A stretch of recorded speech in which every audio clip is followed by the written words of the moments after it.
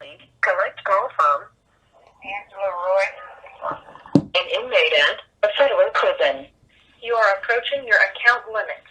Please call 1-800-913-6097 to avoid interruption of service. This call is being recorded and is subject to monitoring. To hear the cost of this call, press 8 now. To accept this call, press. The cost of this call is $0.21 for the first minute and $0.21 for each additional minute, along with any applicable universal service fees and taxes. You have a global link. Collect call from Angela Roy. an inmate at a federal prison. You are approaching your account limits.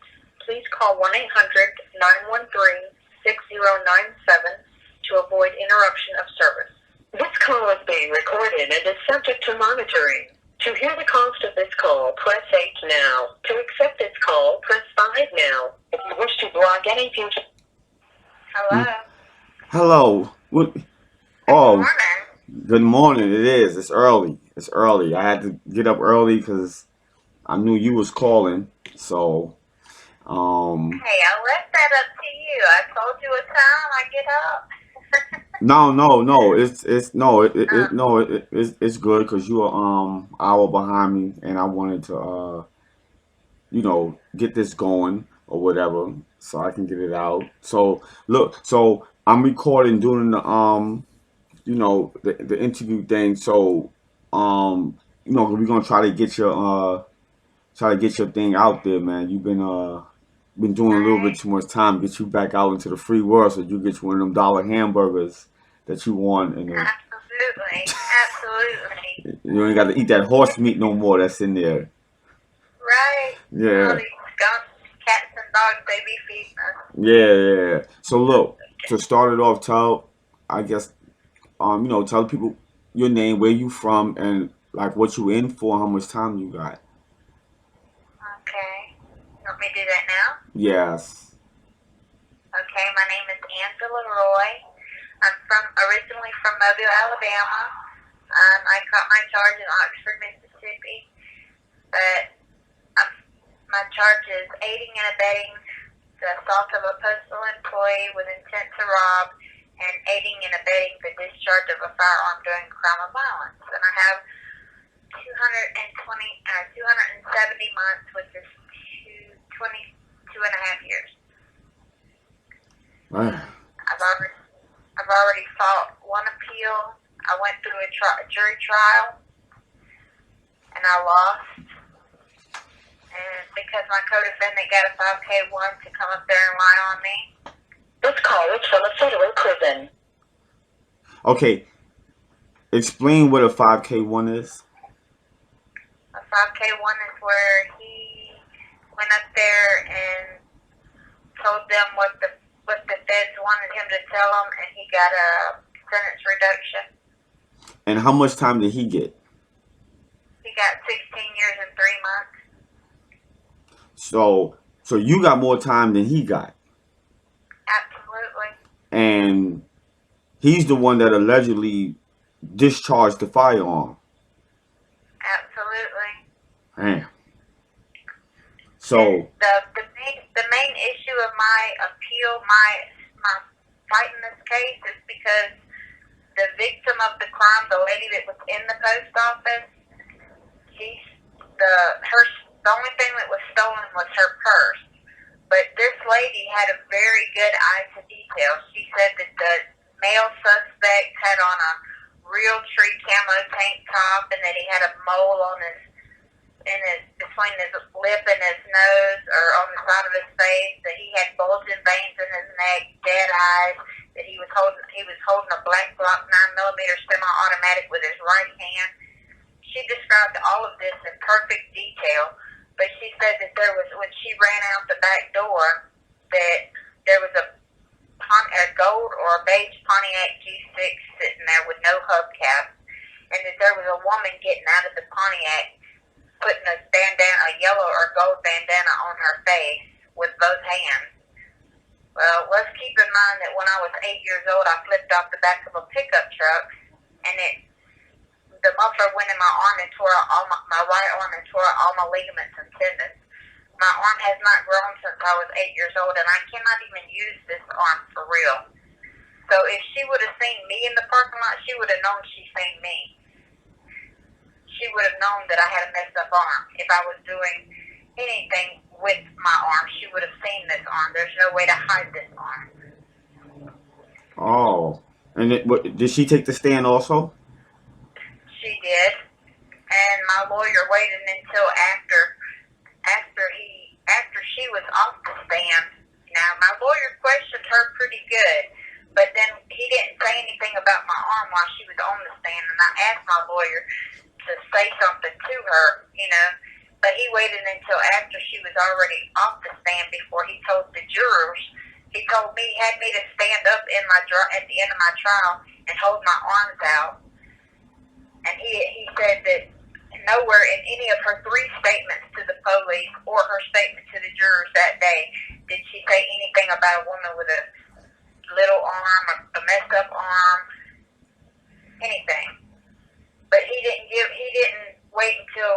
waited until she was already off the stand. And then I didn't feel like he was fighting for me, so I asked my judge to let me find my own lawyer, and he denied me that because he fired my lawyer, or he let my lawyer go, but he gave me another lawyer who was a federal public defender so that I couldn't hire my own lawyer.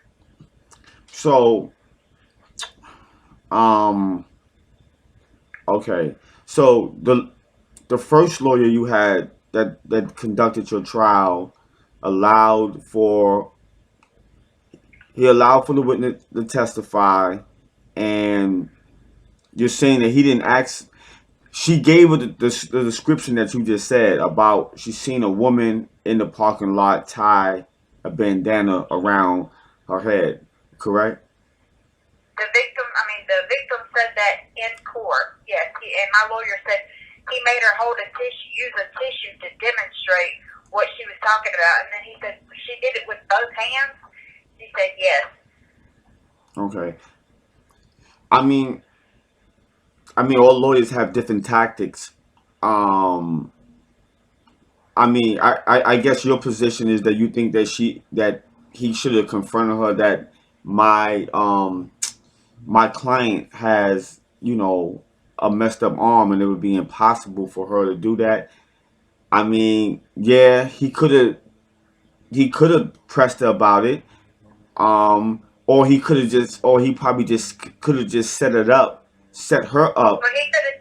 What? I'm saying he could have said it in front of the witness, like he said it in front of the juror, when the witness wasn't on the stand, to give her a chance to say, "Oh well, maybe I didn't see this lady." Right. Well,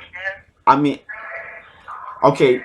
It seemed like his strategy was to allow the people to testify, allow all the lies to come out, and then tell the jurors, listen, you heard her say XYZ, but guess what? She can't, and then that's the person to convince. It's, you know what I mean? So, Right. Finding probable cause. No, not probable cause. It basically... Not probable cause, but reason to doubt, or whatever it is.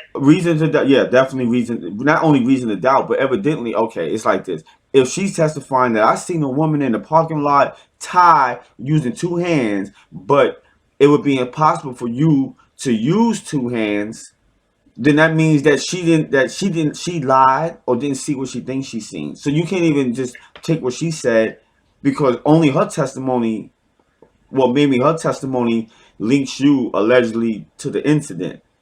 Your co-defendant, I don't know how the juries take that, because he's the co-defendant. First of all, I don't understand how the shooter can testify against anybody.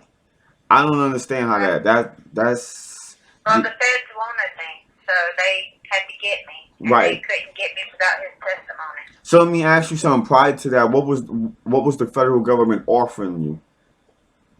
They offered me. They said they was going to offer me. They told my lawyer, we want to offer a a 20-year sentence with a cap, but we know that's too much, so we want y'all to come back with a counter offer. And I told them, let's take this shit to trial because I know I didn't do it. And I didn't think that there was any way that they could make, say I was guilty when I didn't do it. I wasn't even there. Well, I had co-defendants. I mean, I had confidential informants that were in the county jail with my co-defendant, taking the stand, telling them that he's lying, that he done told everybody in the jail that I wasn't there, and it was some girl named Tiffany. I'd had my daughter get on the stand, my 15-year-old daughter, and tell him I was at home with her. I don't know what else to do. Did you ever get any of your trial transcripts? I have them all. Oh, you do? I do. Okay. This call is from a federal prison. And you can see in there where my judge was biased against me. You can see, because my lawyer, they said they weren't supposed to. They had a motion in limine saying that they weren't supposed to bring up my criminal history. And the government put on a witness that didn't even know me, that said she didn't even know me, and I had the paperwork where she said she didn't know me when they interviewed her. But she got on the stand to say I wrote her daddy from prison, and the only reason she got up there was to say I was in prison. And when my lawyer jumped up and said I asked for a mistrial, the judge said, "Well, there's really no way. Well, I'm not sure it's not clear who she was talking about being in prison." Well, her daddy surely isn't a she. And then the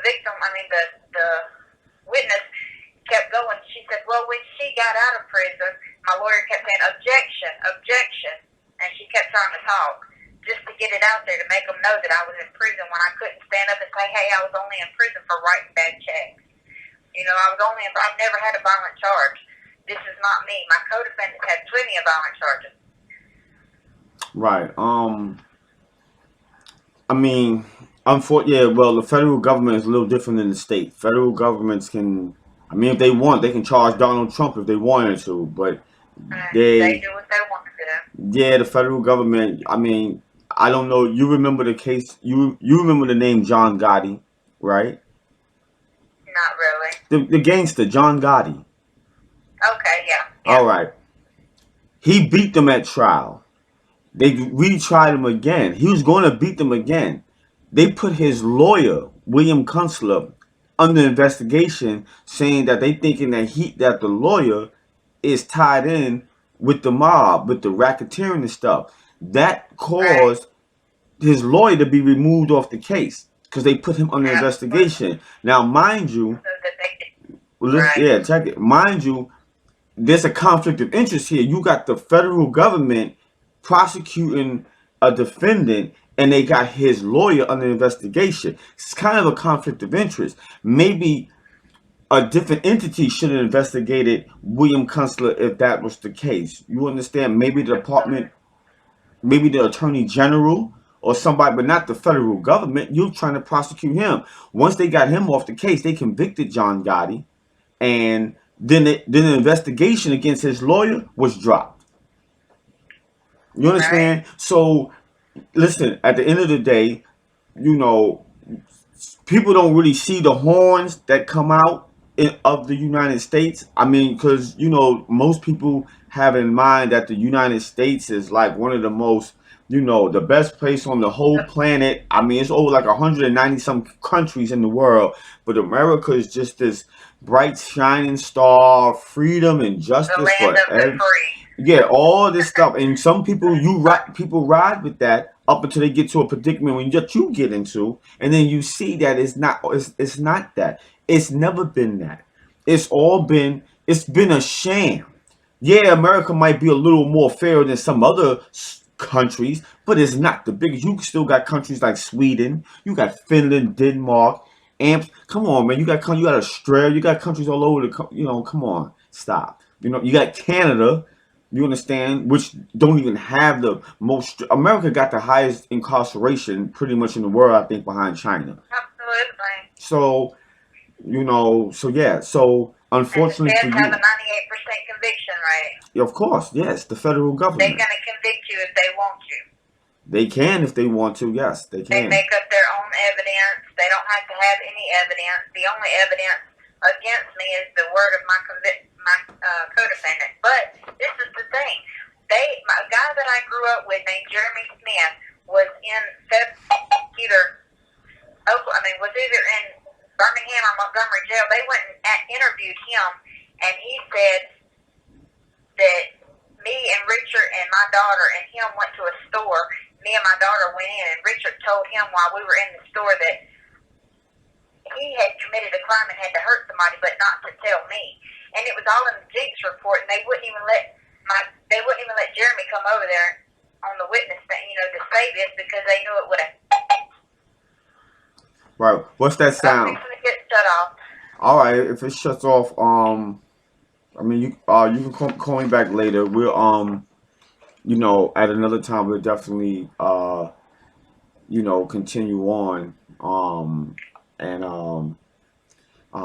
This is crazy. Yeah, 22 years. That's a lot of time, man. That's a little too much. And so when they think, all right. So the call cut off. I know some of the people that watch this. Now the document is in the video that came from, because it was kind of like not in the news, but it seemed like the federal government puts out their own little brief recap of cases that they prosecute, and which is in the beginning of the video. And I don't know whether, because I know how some people think, you know what I'm saying, and I don't know what happened.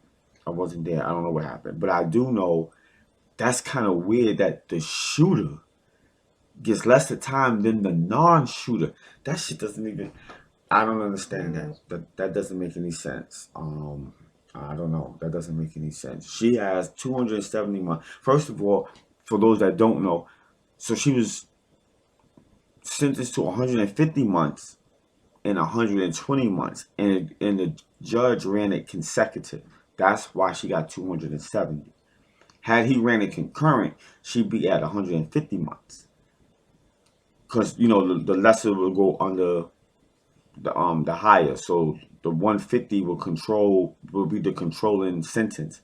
Her co-defendant has 195 months, which makes sense because he's according to the government, he's the one that shot the postmaster or whatever. I don't know. I don't know. But the feds is not really somebody, if somebody gets nabbed up in the feds, unfortunately, there's a 9 out of 10 chance you might have to take some type of plea just to get from under their wraps. Unless you like a prophet of God, you're probably not going to get from under that charge. Because the feds have an ego. So if you play hardball, even if you're innocent, like, I'm not taking this, I didn't do anything, we have to go to trial, and the feds' ego might kick in. And then they might start fabricating evidence, fabricating witnesses. They may do anything. There's no telling what they'll do. And unless you had run-ins or contact with the law, then you really wouldn't understand that until you get put in that predicament. So with that, expect later on I'm gonna do a recap. There'll be a second part for this. I'll do a recap, and we'll have her on again, and we'll continue more into some aspects of her case, and then before her arrest. So do the YouTube thing, like, subscribe, hit the bell, break the TV, the laptop, whatever. I don't know, whatever y'all gotta do, man. And with that, I'm out. Catch you another time.